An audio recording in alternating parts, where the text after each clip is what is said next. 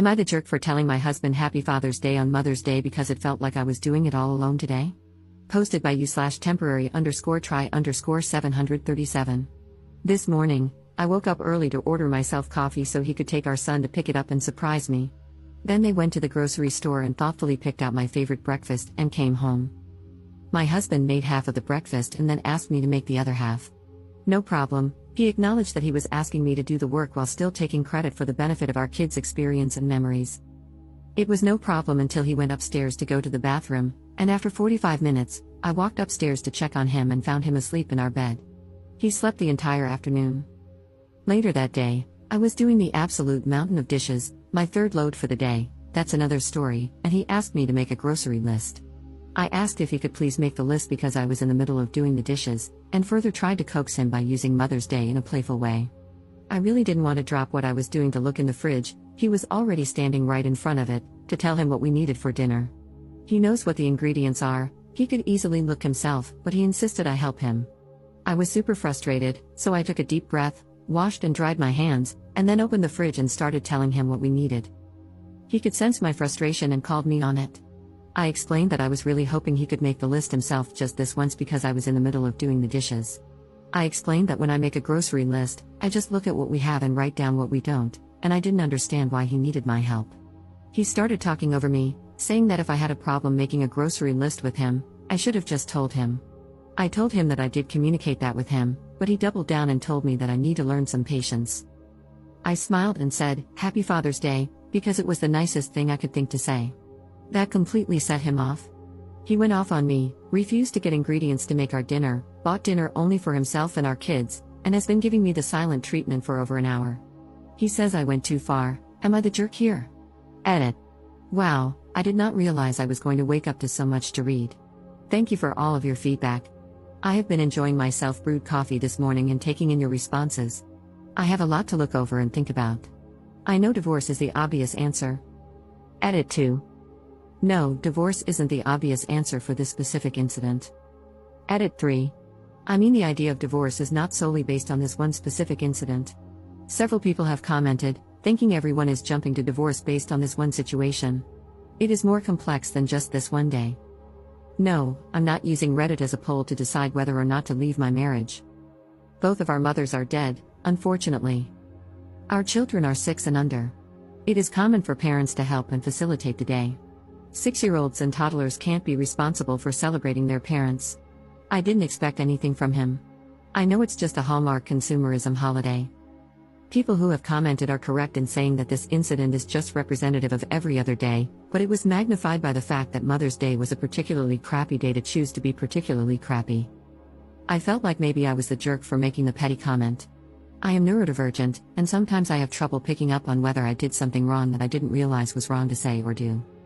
I appreciate all of the anecdotes about your strength and ability to move forward after leaving an exhausting marriage.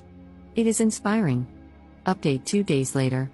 Since Sunday, I have not lifted a single finger for baby Sinclair, my internal nickname for him. Unless it directly impacts our kids, every time he asks for my help or wants me to do something for him that he can do himself, I just use my absolute sweetest voice to let him know he doesn't need my help and that I believe in his ability to complete the task himself. Then I smile and walk away.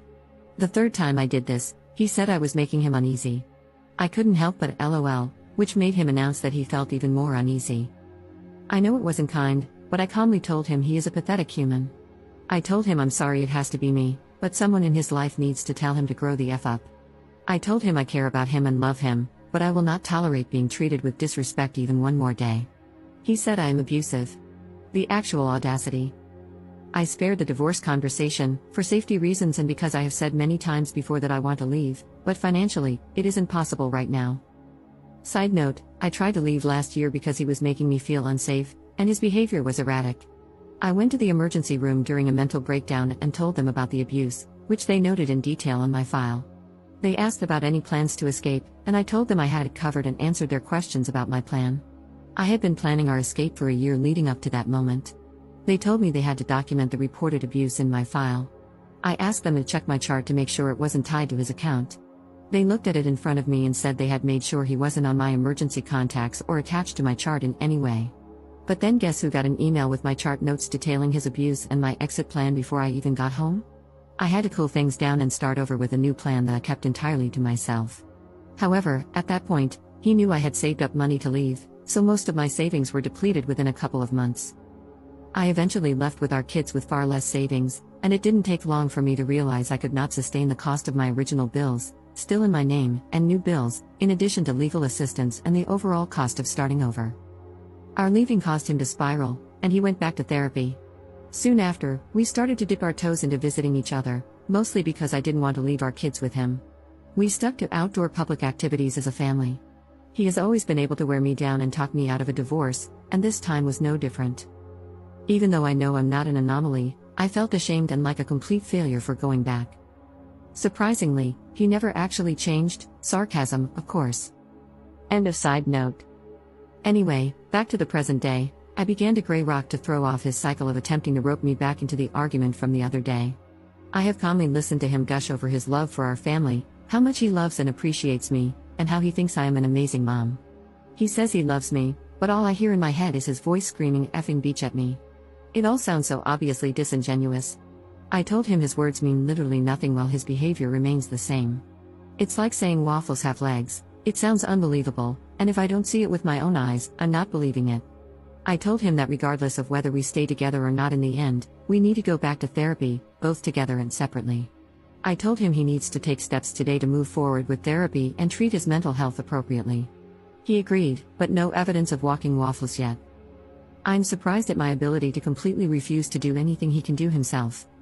I'm even more surprised that he's actually doing the tasks himself. I have tried this before, and he ultimately bullied me into doing the task. Not this time.